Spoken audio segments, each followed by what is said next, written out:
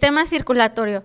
Está formado por conjunto de órganos que intervienen en el transporte de la sangre y la linfa. En ellos hay sustancias nutrientes, hormonas, anticuerpos y productos de desecho. Se compone de una bomba que es el corazón y de los vasos sanguíneos que proveen que circule la sangre de un lugar a otro.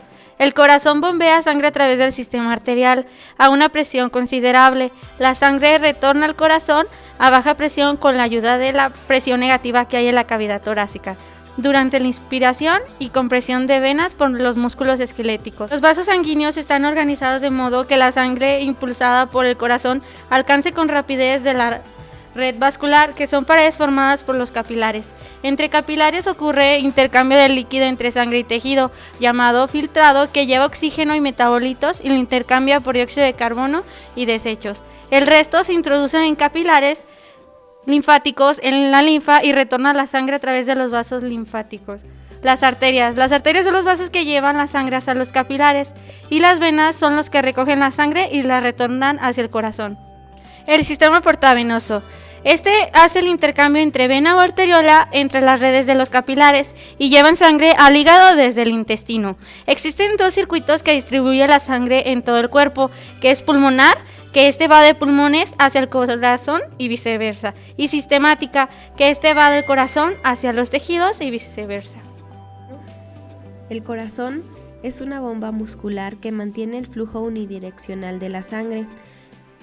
En él estamos realizando un corte que podremos observar las partes que lo componen. En este caso estamos utilizando el corazón de una res, ya que es casi igual al de un ser humano.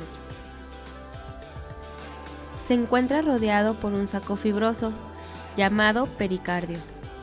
Este ayuda a mantener al corazón firmemente adherido al diafragma y a los demás órganos que se encuentran en la cavidad torácica.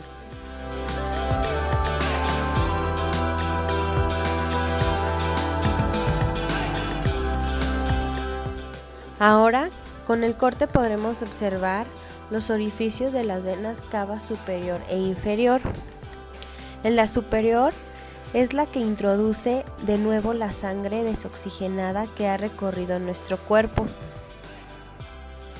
Estas venas son las dos más grandes de todo el órgano.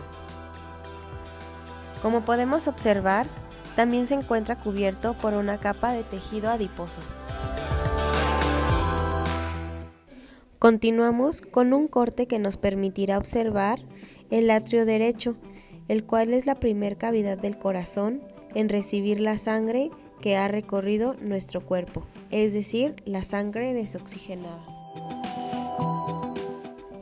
Se observa la válvula tricúspide, la cual regula el bombeo de la aurícula derecha al ventrículo derecho. Otro de los componentes del corazón es el músculo estriado cardíaco, que impulsa la sangre con la contracción. Los anillos fibrosos, compuestos por tejido conjuntivo denso, no modelado, que rodean la base de las arterias que salen del corazón y son el sitio de inserción de las 4 válvulas. Se está observando el ventrículo izquierdo y la válvula izquierda. Las fibras de Purkinje son células musculares cardíacas modificadas que generan y conducen los impulsos eléctricos con rapidez por todo el corazón, las cuales nos podrían provocar un paro cardíaco por consecuencia de un cesamiento repentino de su función o por taquicardia, impulsos acelerados de las fibras de Purkinje. La pared del corazón está compuesta por 3 capas. Epicardio, que también recibe el nombre de capa visceral de serosa pericardíaca. Es una capa simple de células mesoteliales y un tejido conjuntivo subyacente con adipocitos en abundancia. El miocardio, que está formado por músculo cardíaco, el componente principal del corazón. El miocardio de los atrios es sustancialmente más delgado que el de los ventrículos. Los atrios reciben sangre de las venas grandes y la entregan a los ventrículos contiguos, un proceso que requiere una presión relativamente baja. De los ventrículos es sustancialmente más grueso a causa de la presión mayor necesaria para bombear la sangre a través de las circunstancias pulmonar y sistemática.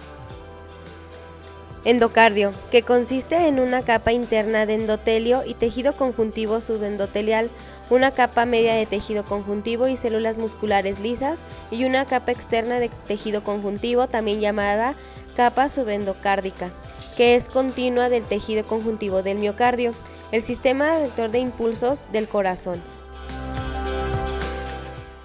Tanto arterias como venas están formadas por 3 capas o túnicas: túnica íntima, túnica media y túnica adventicia.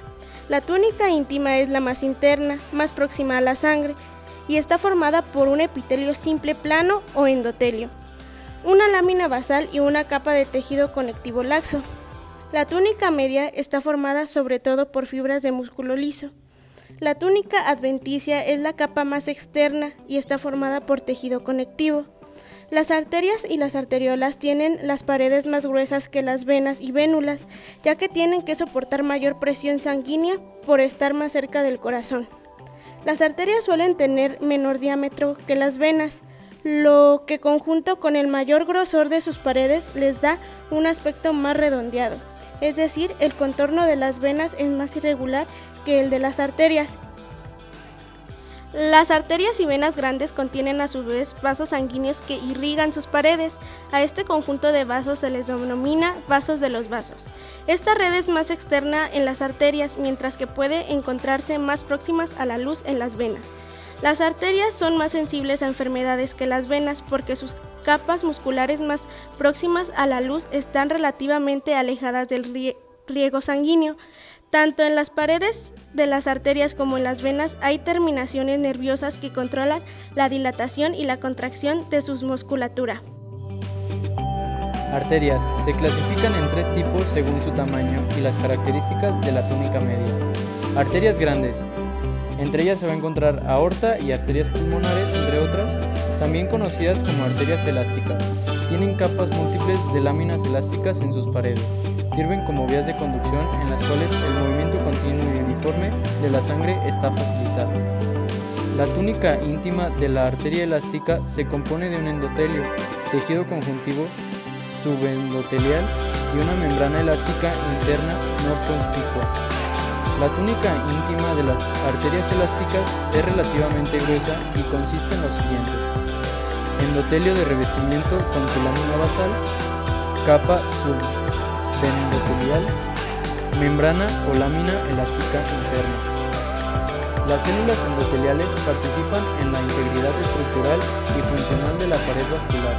Estas células no solo proveen una barrera física entre la sangre circulante y tejidos subendoteliales, sino también producen agentes vasoactivos que causan la contracción y relajación del músculo liso vascular subyacente.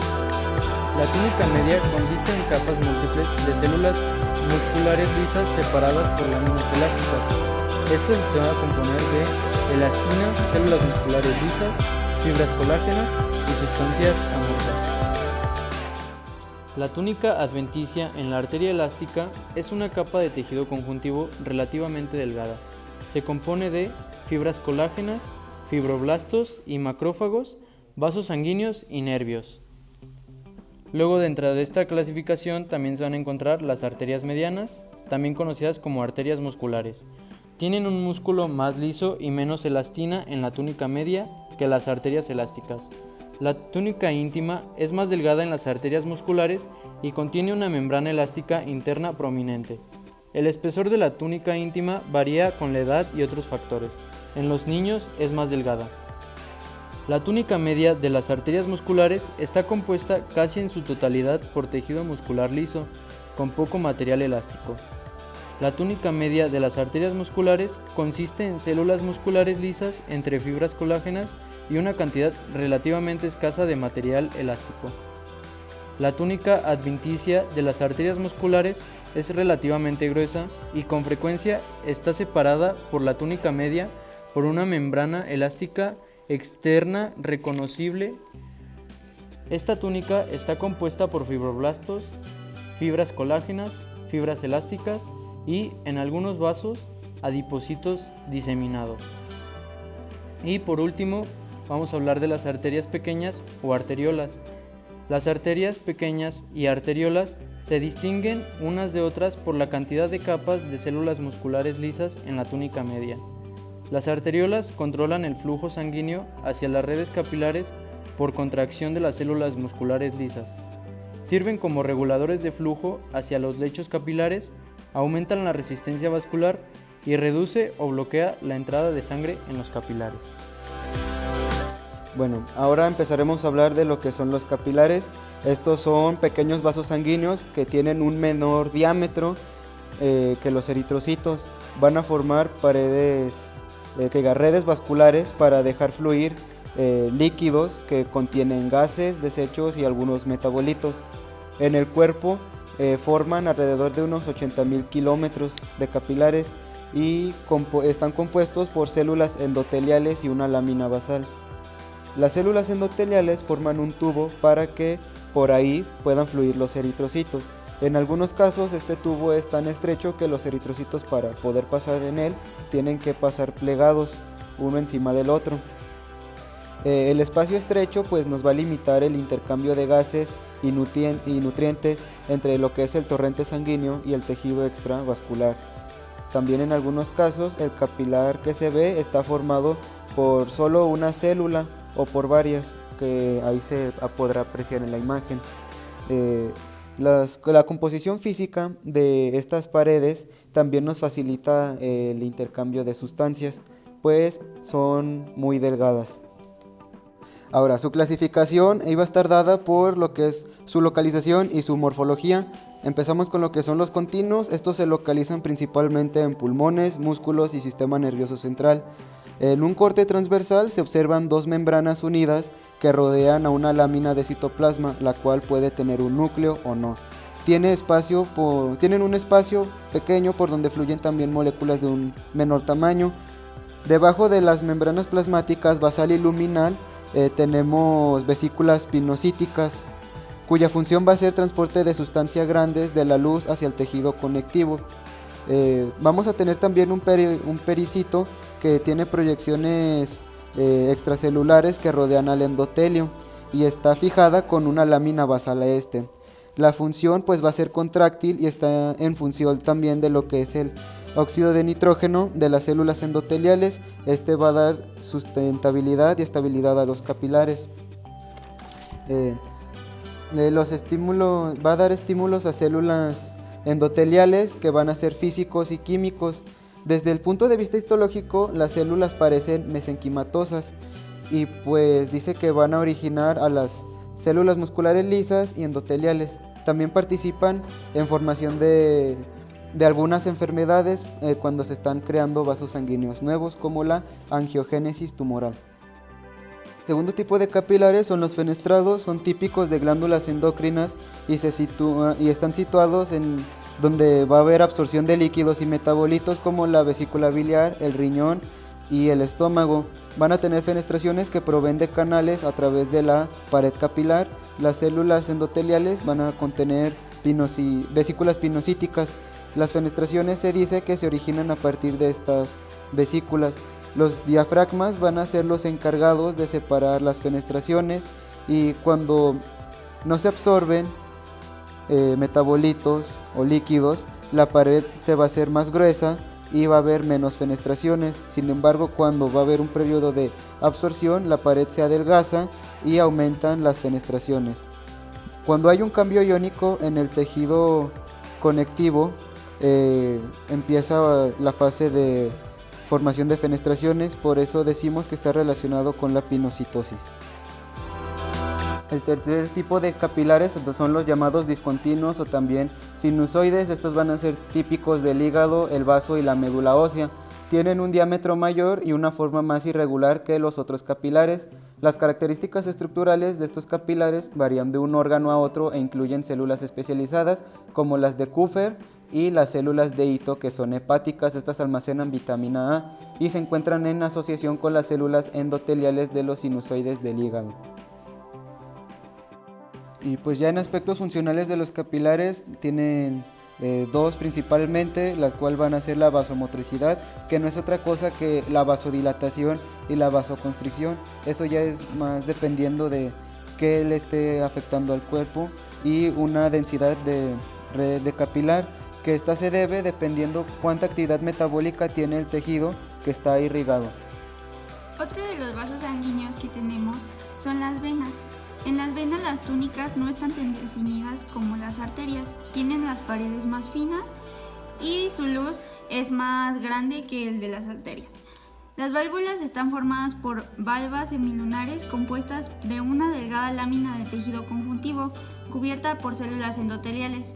En esta representación de una vena tenemos cada una de las túnicas.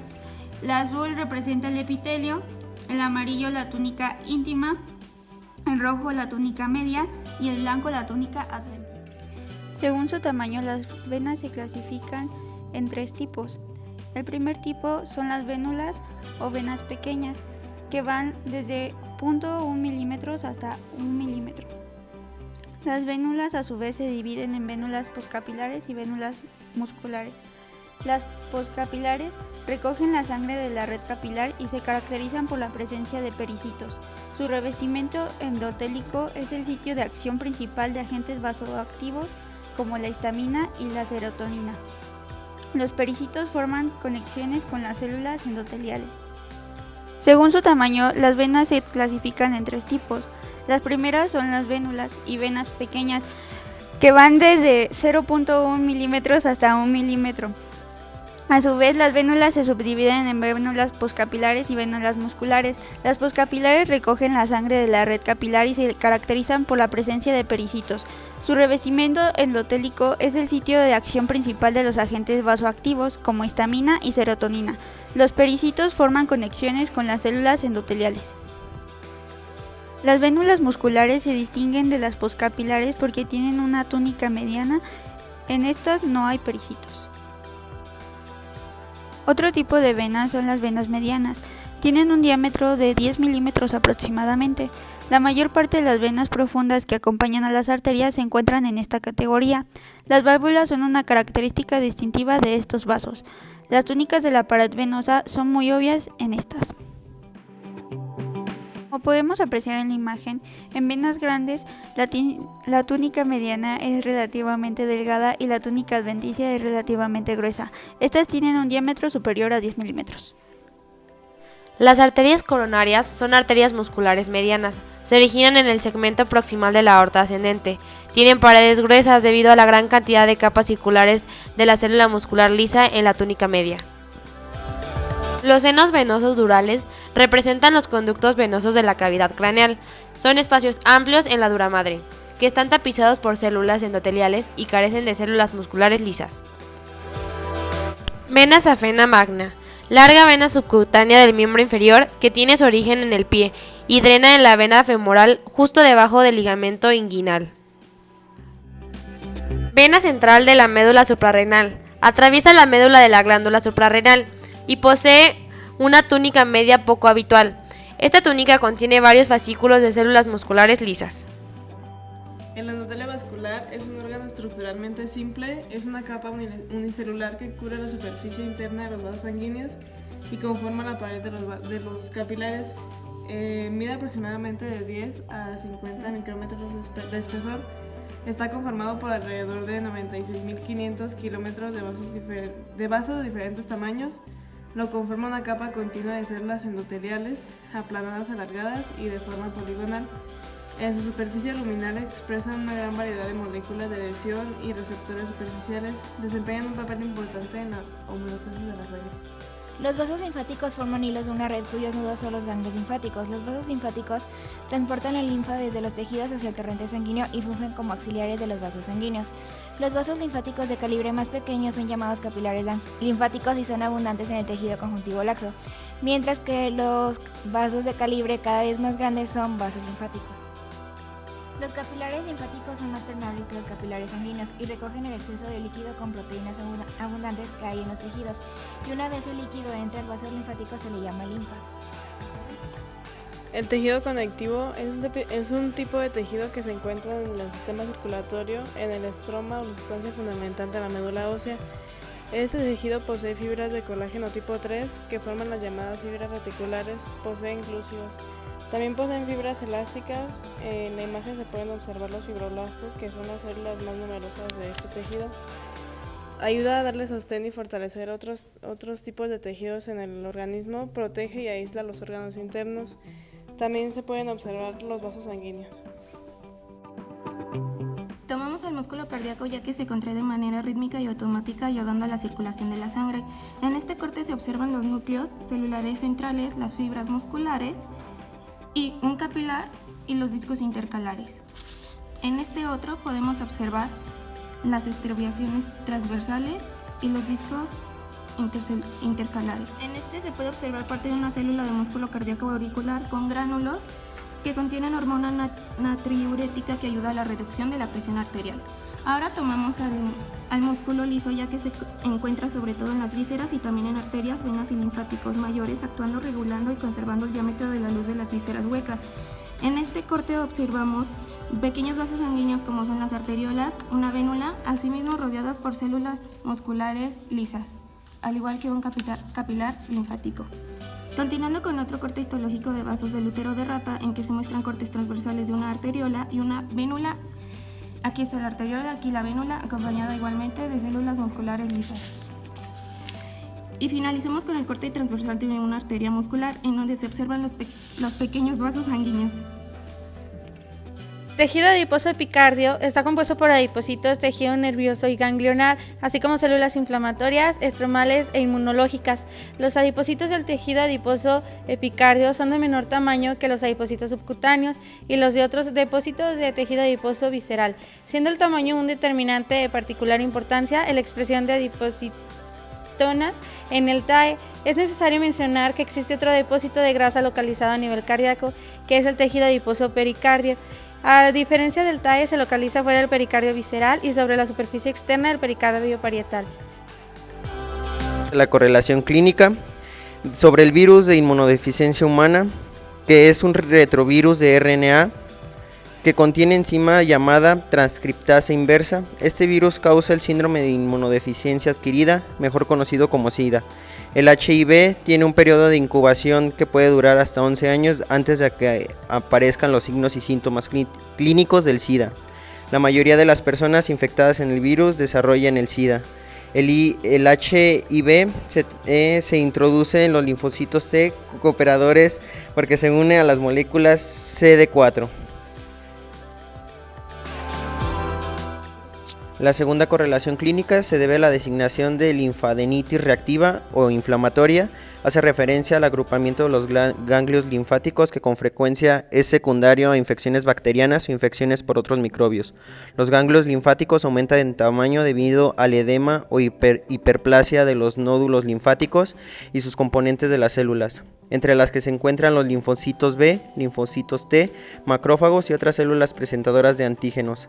Además, también es proveniente de la infiltración de los senos linfáticos por neutrófilos. En las infecciones bacterianas graves de la linfadenitis pueden acompañarse de linfaginitis, una inflamación de los vasos linfáticos aferentes que transporta la linfa afectada hacia los ganglios linfáticos regionales. Los vasos linfáticos inflamados pueden ser visibles en la forma de estrías rojas bajo la piel de la región de drenaje linfática afectada.